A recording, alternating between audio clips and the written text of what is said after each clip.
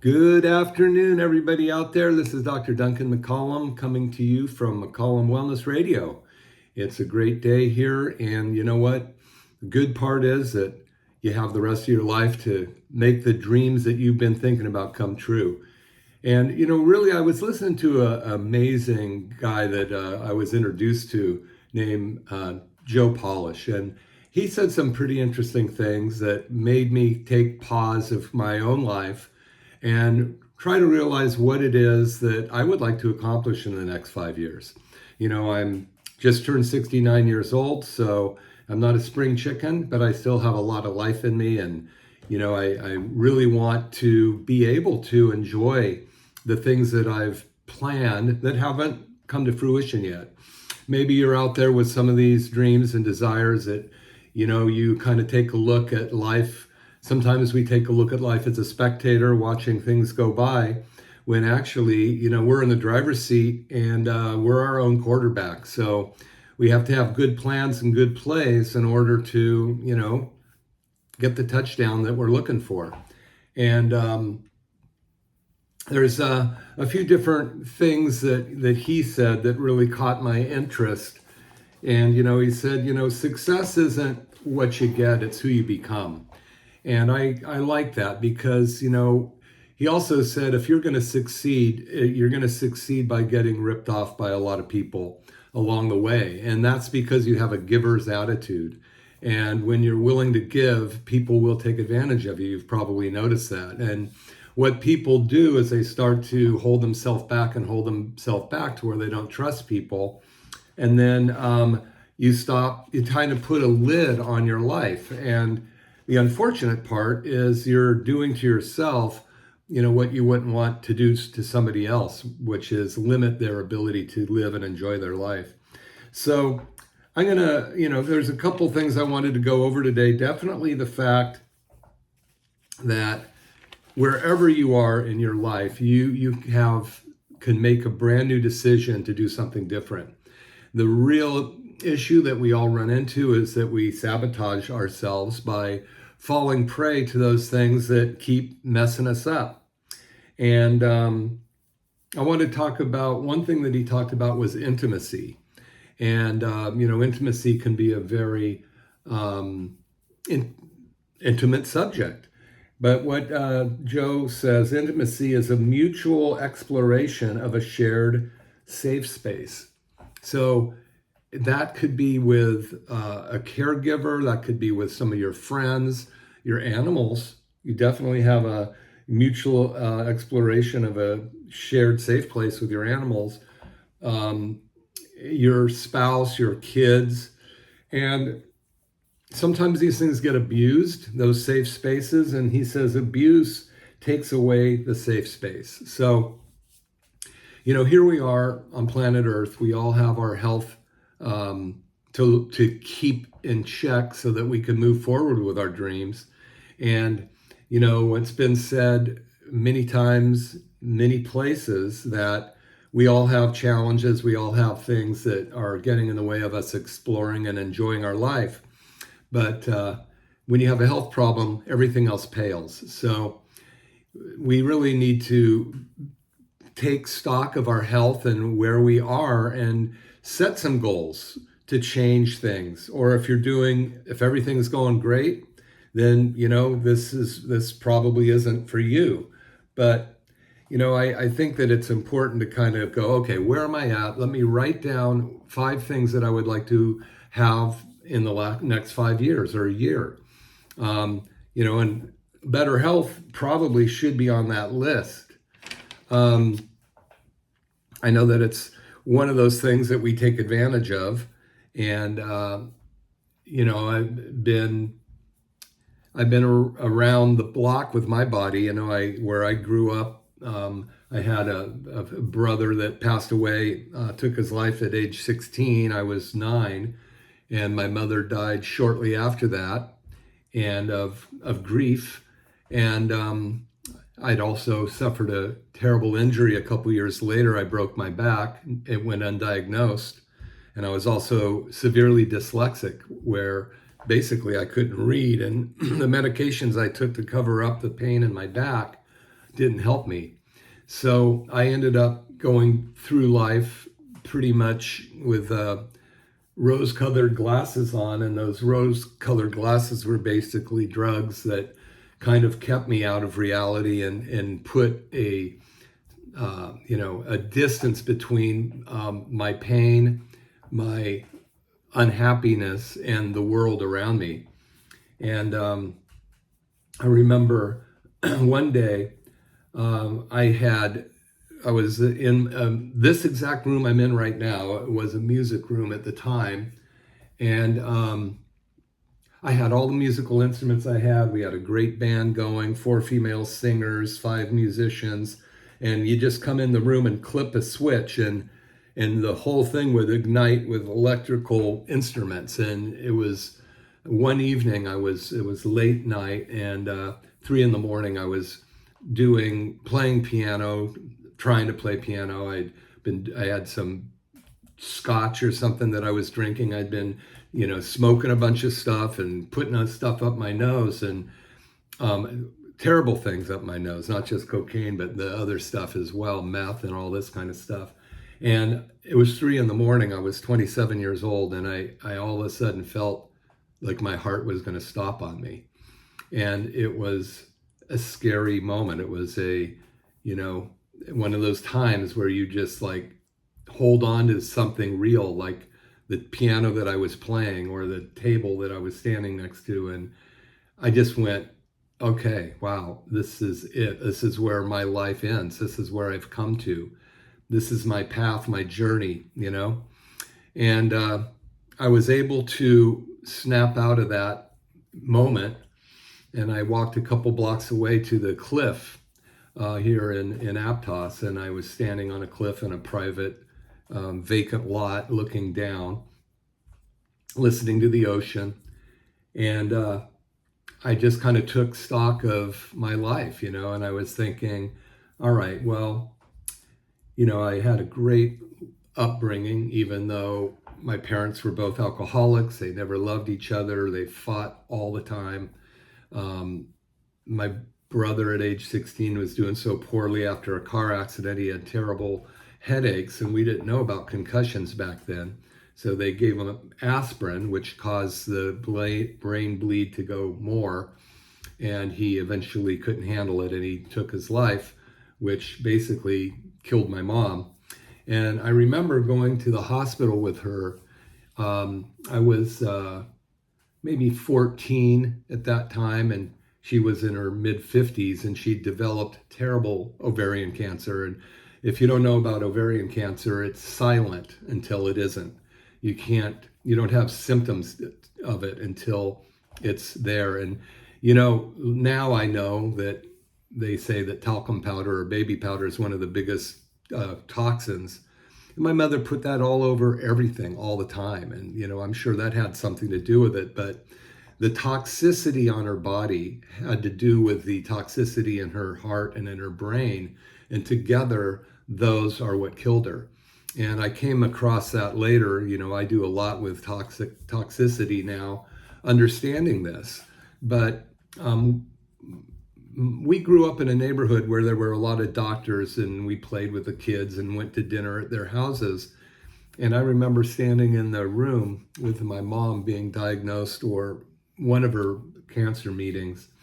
And I looked at the doctor thinking, okay, doc, I was like I said, 14, maybe even younger.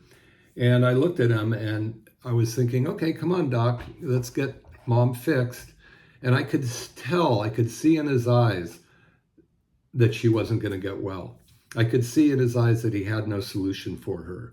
And he was a family friend, and I could see that there was no connection, that family friend connection had gone. And I questioned it. I went, wow, what is, it was a betrayal to me.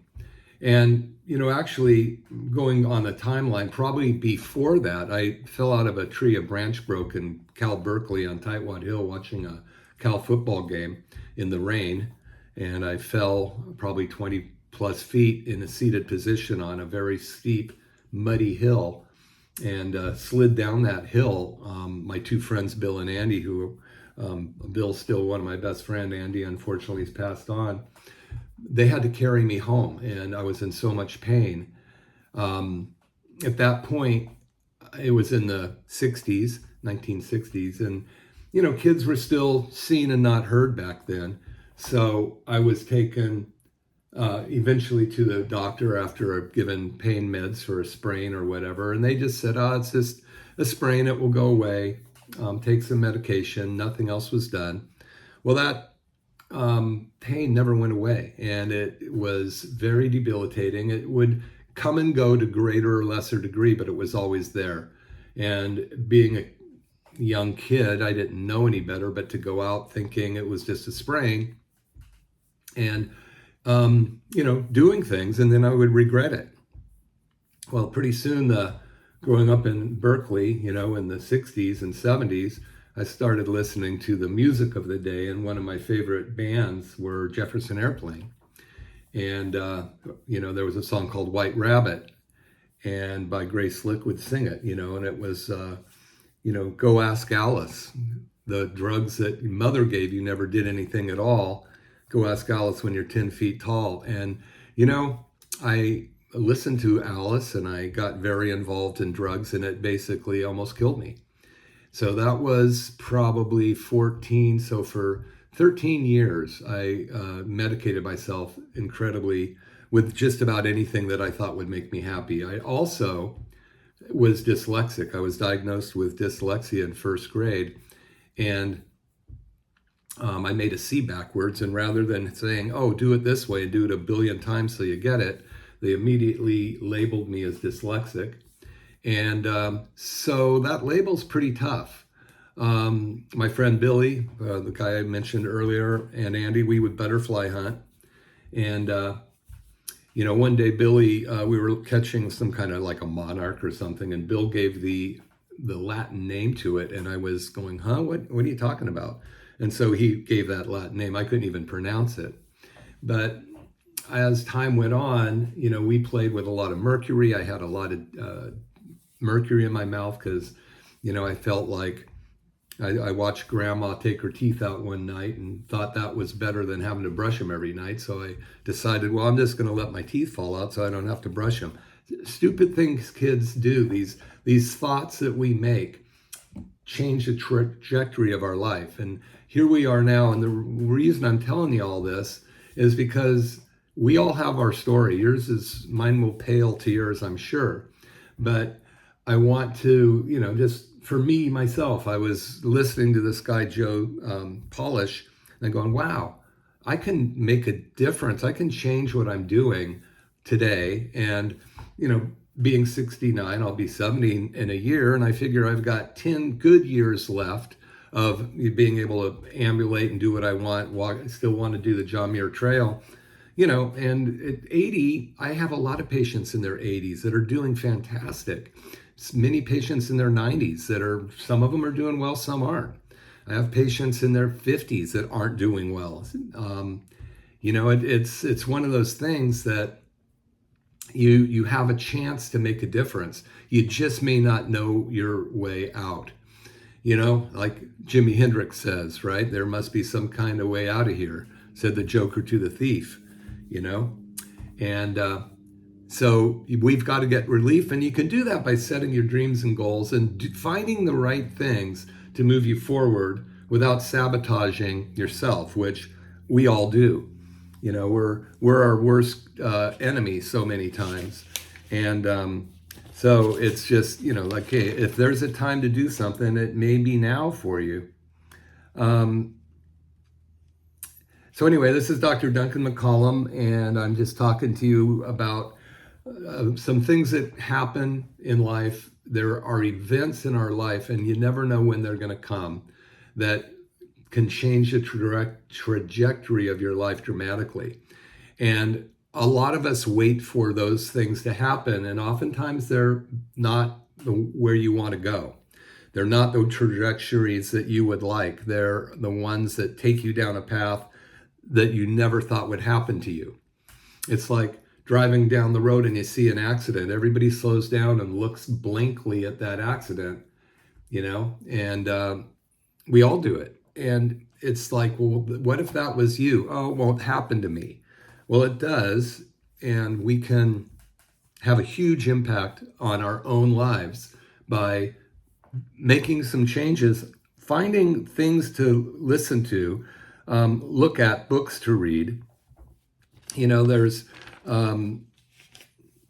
just so many different great success stories out there. And I really wanted to just touch bases with you because I haven't talked about my story for a while. But I was severely dyslexic. Well, let me get back to that day at 27 on the cliff. So I was doing drugs every day, lots of drugs every day for many years at that point. And it became, it held me back. I thought I was, it was in a band having a good time, but those drugs held me back so much. And that night where I felt like my heart was going to pop out of my chest, I made a decision to live. And I quit cold turkey all of those drugs. And that was something that I'd thought about doing. I knew I had to do it, but I hadn't reached the point of I needed to change or I was going to die. And that moment changed my life. So that was in 1985, or maybe even earlier. I think it was about 1985. I was 27. So yeah, 1982-ish or 3. But from that point, I had to clean myself up. And let's back up a couple years to where I had re-injured my back. Now, I know I broke it at age 12, but we didn't know because nobody had ever taken an x-ray. So at age 20, I was going to Cabrillo College and hanging out with a bunch of people, doing music, singing, having a good time, not studying because I couldn't read. But I could listen to the guy singing next to me and I would hit the note as millisecond after him. So I got in some pretty cool jazz choirs and chamber groups, and it was amazing. I learned so much from being in that group, of the harmonies and the music really saved me.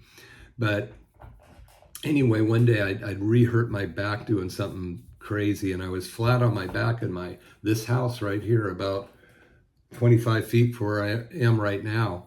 And I couldn't move. It had been 3 weeks, and my friend Joni came over and tried to give me a massage, would help feed me. Couldn't really make it to the bathroom. And finally, 2 friends came over and they said, "Hey man, we're taking you to a chiropractor." And I went, "No, you're not." And then as I laughed, it hurt, of course. And they said, "Well, dude, look, you don't really have much choice. You're in pain, and we know a chiropractor that can help you." So they loaded me up, and they took this old green couch that I brought from my dad's house that was in my living room, put it in my pickup, and put me in the back of the pickup on the couch, and drove me down to Santa Cruz to office of Dr. Anthony York. And they had to carry me in there, and I was scared to death. I grew up with medical doctors. And even though I'd grown up with medical doctors and nobody diagnosed my back, they dismissed it. I looked at my mother and I knew that nobody could help her. And I know that my brother had a terrible concussion that at that time I didn't understand the bleeding on the brain with aspirin, but I didn't want to go. Anyway, when they carried me in the door, and there was this beautiful receptionist named Patty, and she looked like Snow White. She was from the Midwest, beautiful white skin, nice, beautiful dark hair, very polite. And this was Dr. York's wife, Patty. And she ensured me that I was in the right place. And if it wasn't for her, I would have crawled out with my fingers because I didn't want to be there and I was scared.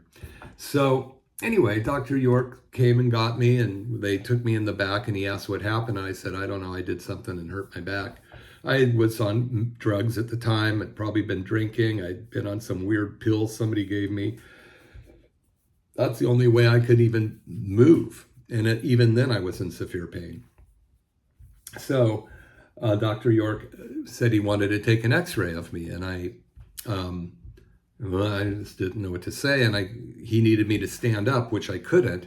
So he asked these two friends of mine to hold me against this thing called a bucky, where he took an x-ray of my low back. Zzz, zzz.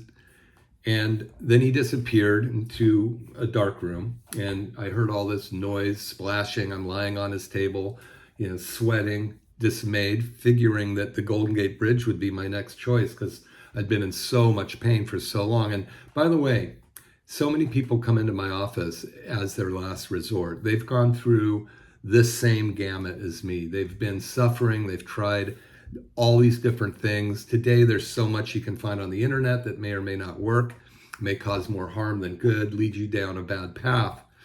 But at any rate, after a little while, he came out. He put an x-ray up on, I'll remember that, I'll never forget this for the rest of my life. He put an x-ray up on what's called the view box, turned it on, and pointed to my low back on the x-ray, the side view, and said, "When did you break your back?" And I could see the deformed vertebra in my low back, L5, the very bottom one, and I was breathless. I didn't know what to do. I couldn't breathe. I just basically started crying because nobody had ever cared enough to do a thorough exam or even to listen to me. And so that moment was life-changing for me because he said, look, in the consultation, I had told him that I couldn't really go to the bathroom now. I was so much pain in my low back, I could barely move, could hurt to breathe. It was so bad. It was like I had a knife in there that was hot and he was turning it from side to side. That's the kind of pain I was feeling. And every time I moved, searing pain would go down my legs. And he said, okay, well, look, I think I might be able to help you. And I'm suspicious of help because I'd been, quote, helped before, unquote. And a lot of times it ended up in a worse case scenario than I started. So anyway, he put me on this table and he said, okay, I'm going to put you on your side. And he explained as he put his one leg over the other on me. And then he said, take a breath in, and he just whacked me. And there was an explosive sound in my back. And I was scared to death. I thought he broke my back. I didn't realize it had already been broken. And the pain and the noise made me jump up, and I was about to hit him because I was in so much pain and I was on all these medications and drugs and alcohol. But then I realized I was standing. It's the first time I could stand on my own 2 feet in those 3 weeks, but all those years, nothing I'd ever done had helped me. And all of a sudden, I liked this guy. And I said, Dr. York, what did you do? And I was still in pain, but I was able to stand on my own 2 feet for the first time. And I was 27, and that happened when at this point I was 20. So it had been 8 years since I fell out of that tree. And, it changed. I couldn't do high school sports because of the pain. That led me down a different path where I was hanging out with the parkies and medicating myself. And now, all of a sudden, there was hope. So I continued to go see him, and eventually, I went to chiropractic school. I had to figure out how to read. I had to overcome this tremendous stuff, which fast forwards me up to that time on the cliff in Seacliff, and that night where I decided, if I don't change my life right now, I'll be dead tomorrow. And I stopped everything cold turkey, and I had to figure out how to read. It was not very easy for me. I had to study. Thank God I found a guy named Fernando Luque that was going to chiropractic school, but we both were at Cabrillo, and I stuck with him, and he helped me study all the way up through graduation of chiropractic school. And if it wasn't for him, I wouldn't have made it. So by meeting that guy, again, Dr. Fernando Luque now, he helped me in my life. So you never know who you're going to meet that's going to move you towards that next place you want to be.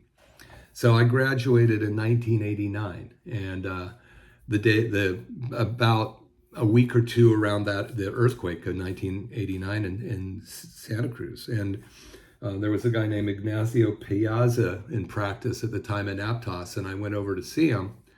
And he had put all his equipment out in the parking lot and was adjusting people for free. And he asked if I wanted to help. So I did. And we took care of a lot of people. We helped them with their stress.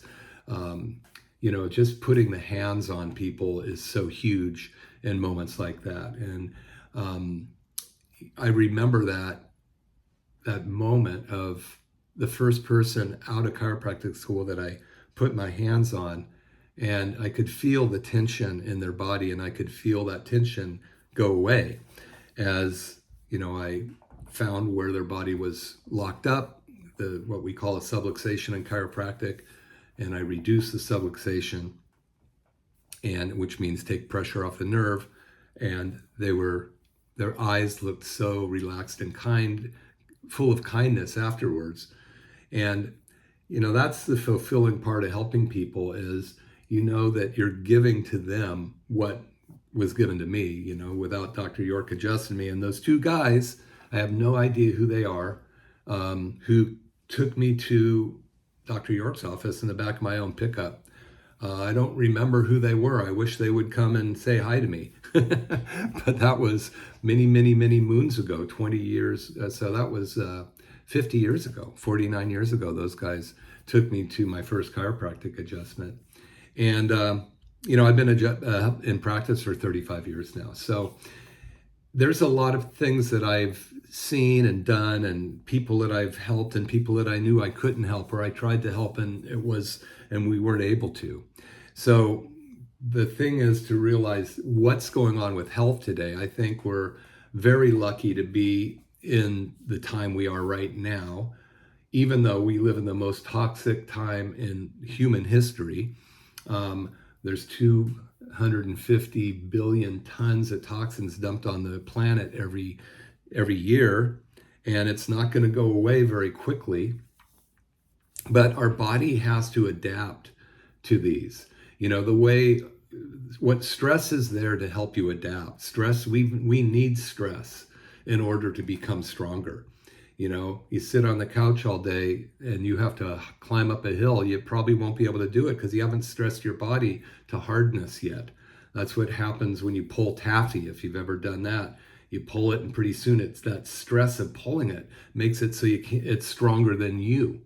And there's good stresses and bad stresses. And, sometimes a little bit of the bad stress is what you need to get stronger.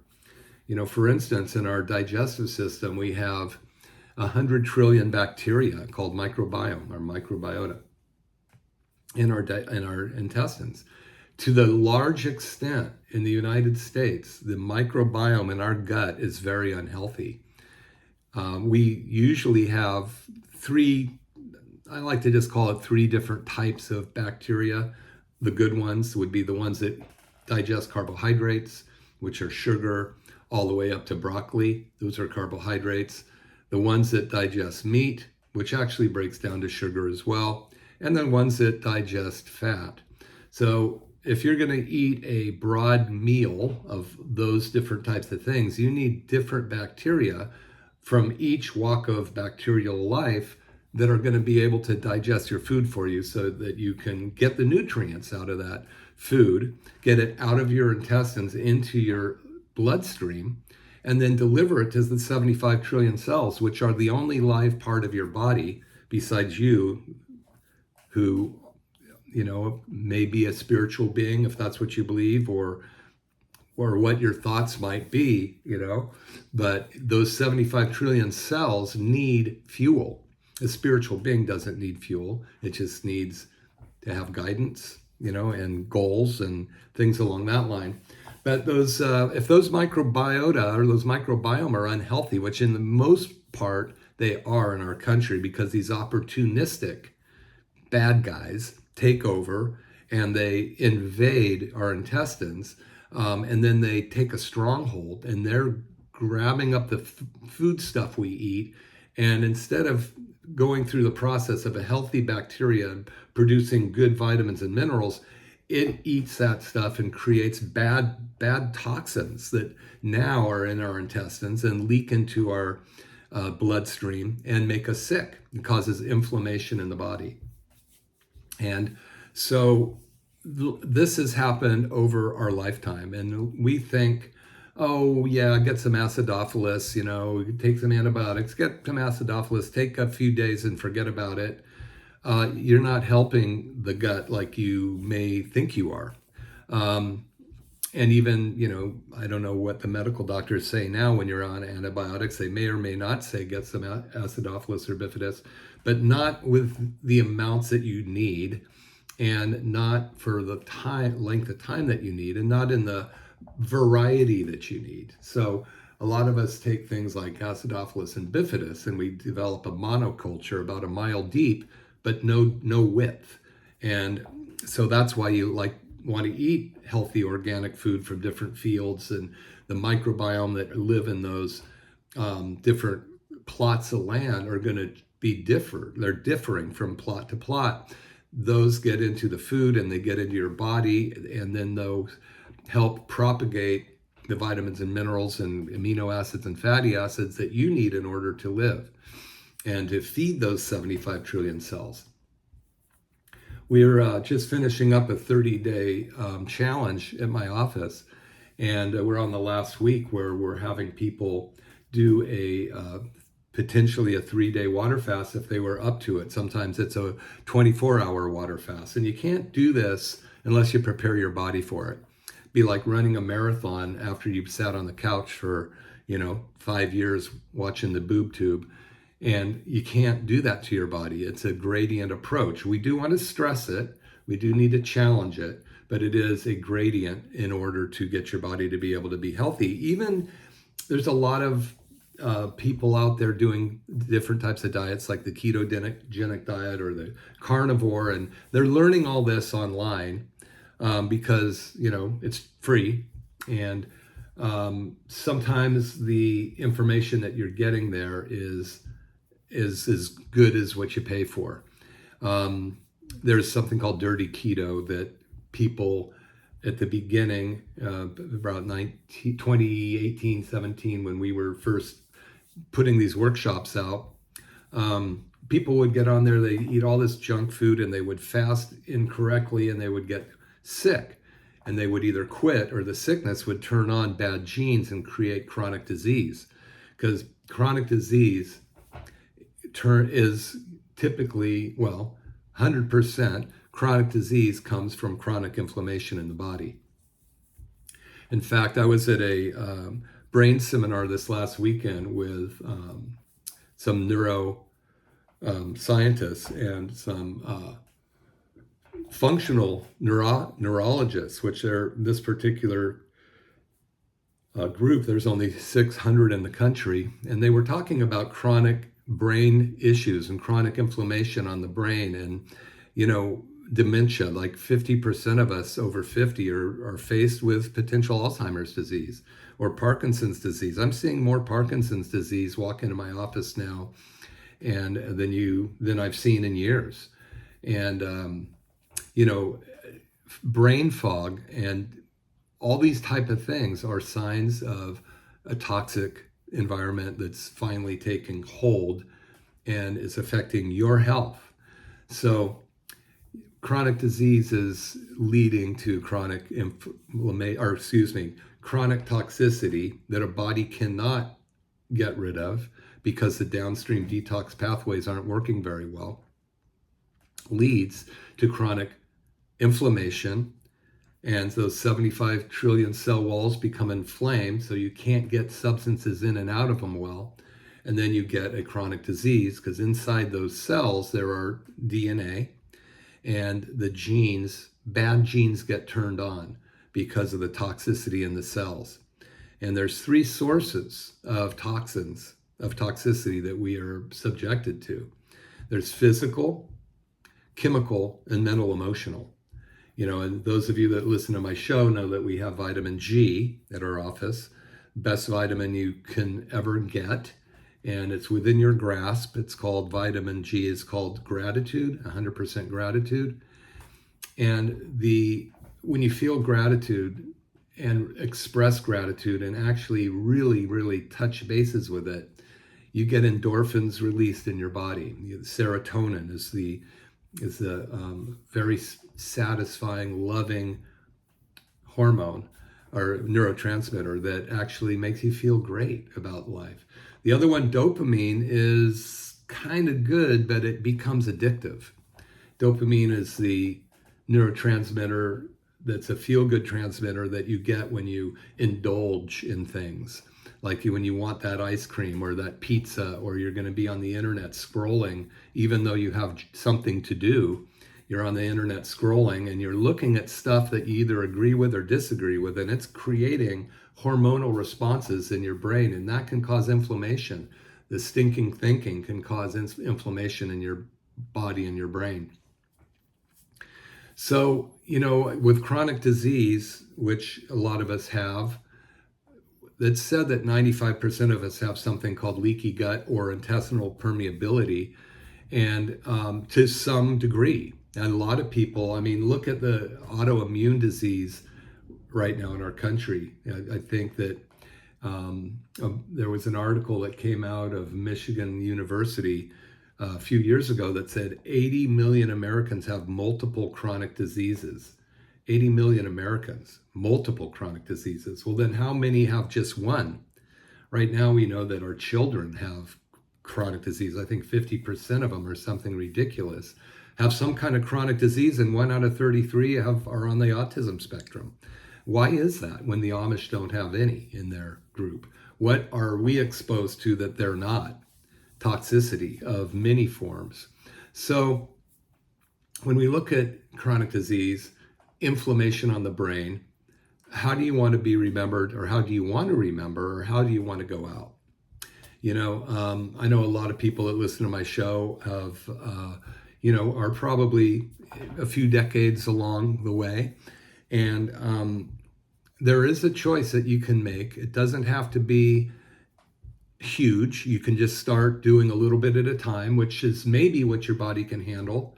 Other people go, I've got a few years left here that I really want to achieve these things. I want to set a goal 5 years down the road to be able to do X, Y, or Z, or to be able to continue to do X, Y, or Z for 10 years or 20, whatever it is. But you need to change something if it's not going the way you want. Of course, what Einstein says, you can't keep doing the same thing and expect a different result. So one of the things that Joe Polish said, what I really liked, is he gave us a couple acronyms. One is called ELF, easy, lucrative, and fun. What can you do that's easy, lucrative, and fun, versus HALF, which is hard, annoying, lame, and frustrating. So, I think we really have an opportunity. It's just the amazing that we're on this planet. It's amazing that you're sitting there, and if you're listening to the show, think about how cool it is to be alive right now.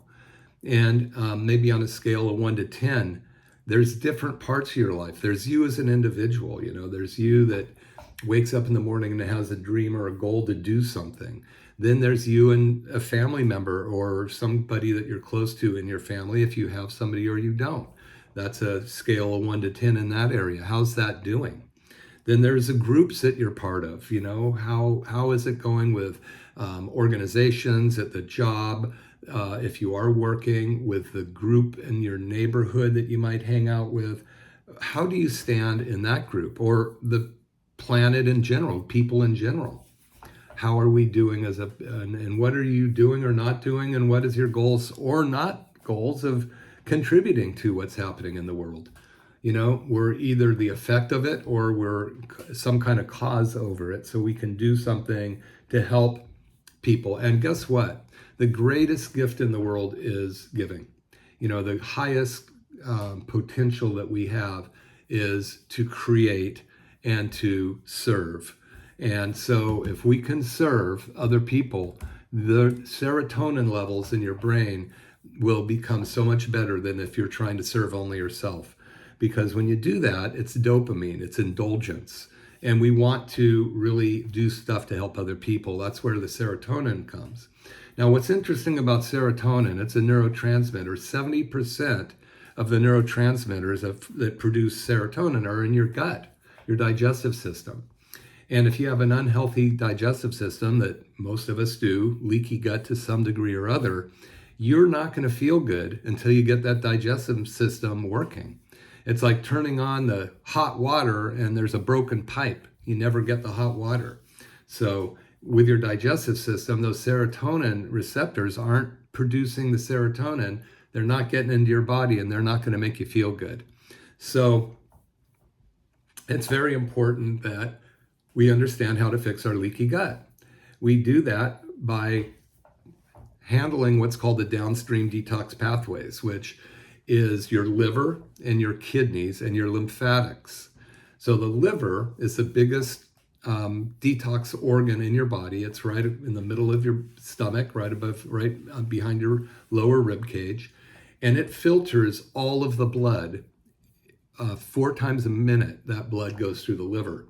It keeps circulating the whole volume of your blood, and that liver is supposed to pull out the toxins, put in some enzymes, put in some thyroid hormone that it's converted, put in other kind of hormones, and then that circulates throughout the body. But the bad stuff has to get out of the body. It has to be filtered out, and it has to go into your large intestine or be diverted to the kidneys as something that the kidney will get rid of. So think about the liver as, the garbage plant. So when you take they pick up our garbage here. We have the recycling, we have the organic, and then we have the waste. Well, the waste is going out. That is what you hope.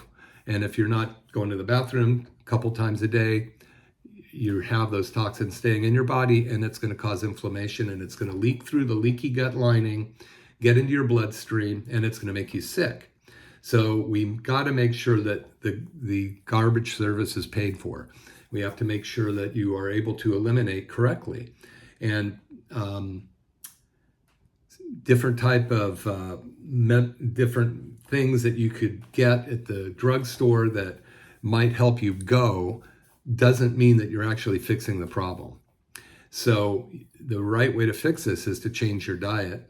And your body may not even want to eat that stuff because it doesn't have the right microbiome anymore to eat it. So you may not have a good time doing it. And it's a gradient and it takes some time. So you might need some nutrients and some support for the liver, the gallbladder, the large intestines to help bring it around as you're starting to flex that liver muscle to help it detox your body and detox your blood and deliver good blood out of the liver back into circulation, filled with nutrients and ready to go.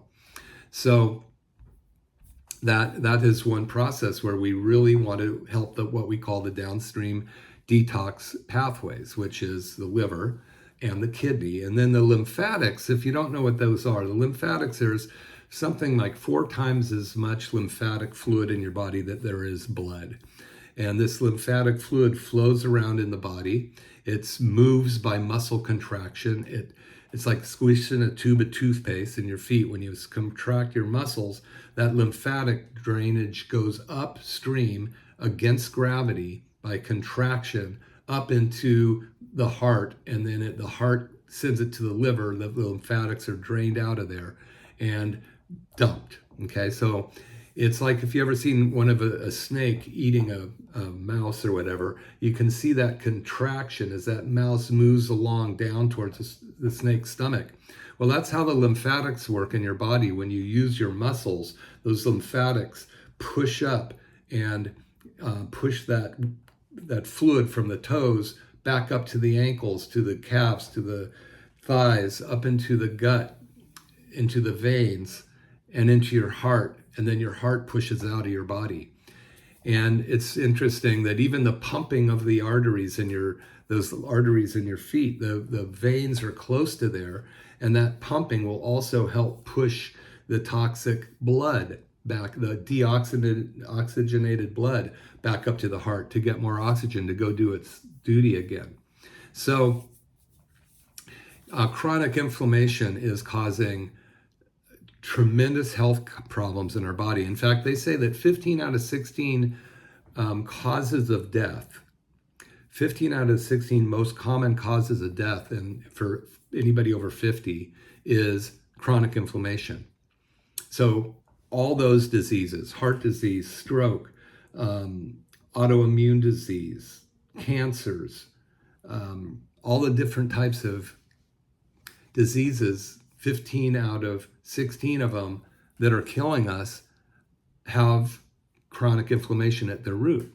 So what do? Do you cover up the symptoms and wait till the next foot drops, or do you handle the chronic inflammation or work on the chronic inflammation? Because it didn't happen overnight in most cases, unless you got stung by something that put you into sepsis and your body couldn't fight it off because its immune system was shot or just didn't have the ability.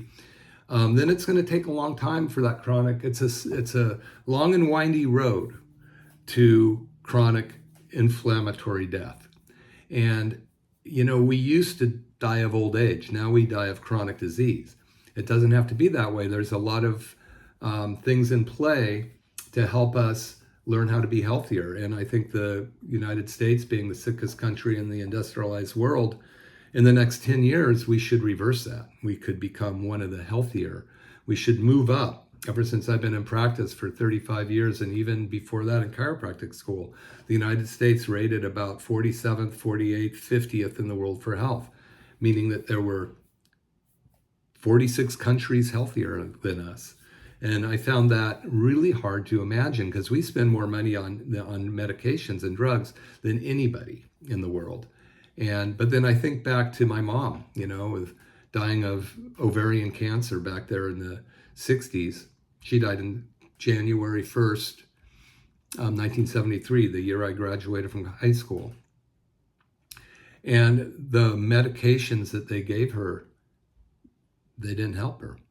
I would say that possibly even some of them made her worse. But that's what they did back then, and probably kind of what they do now.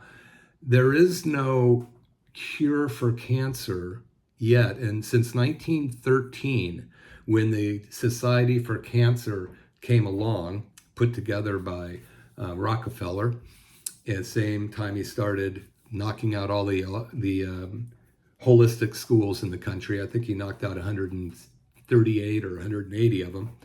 He, through a letter put together by a newspaper man named Fletcher,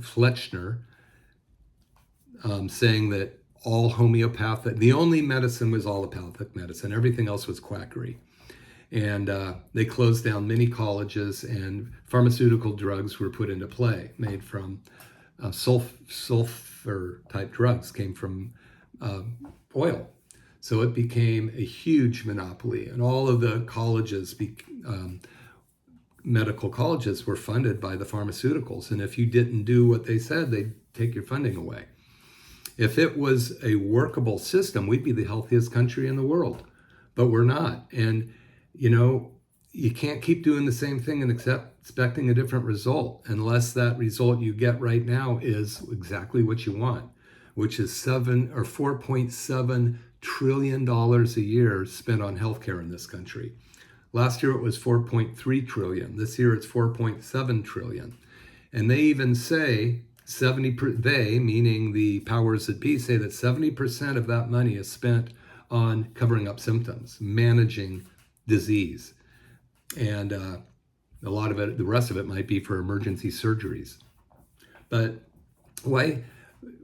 how can we go through life with blinders on, not being able to do the math here? It's like sometimes when I've said this on the air so many times. In fact, I just had my 200th podcast published. And you can find my podcast, by the way, McCollum Wellness Radio, on any place that you can get podcasts, any of those big things. So if you're driving and you want to listen to any of my podcasts, 200 of them now. That's awesome. And I appreciate Patrick for doing them all for me. So he'll take my radio shows and put them into podcasts. They're also available online visibly at Dr. Duncan McCollum YouTube. and you can watch them. A lot of times I have slides that go along with them or various things like that.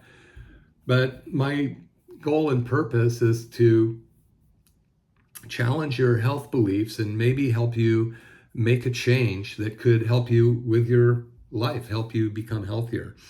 One of my patients, or somebody that came in, said, keep telling who you are. This is Dr. Duncan McCollum, McCollum Family Chiropractic. I'm in Capitola, California. I've been doing this for 35 years, and so I've got a little bit of experience. If I don't think I can help you, I'll let you know. I know my boundaries. But and I've written several books. One of them is Turn Back Your Biological Clock. And it's a pretty cool version of everything that we've learned on cellular detox. And it goes through from point A to point B, a guy waking up in the hospital bed at 63 years old, about on his last breath, and the process that he goes through in order to turn his life around and get his life back and happiness. So if you like to read, it's McCollum Wellness, go to Amazon, and it's Turn Back Your Biological Clock, Duncan McCollum, and, read it. Why not? It might be fun. It's on paper version, or you can get it in the digital version. I don't have it on the audio yet. Takes a little bit of time to do that kind of stuff.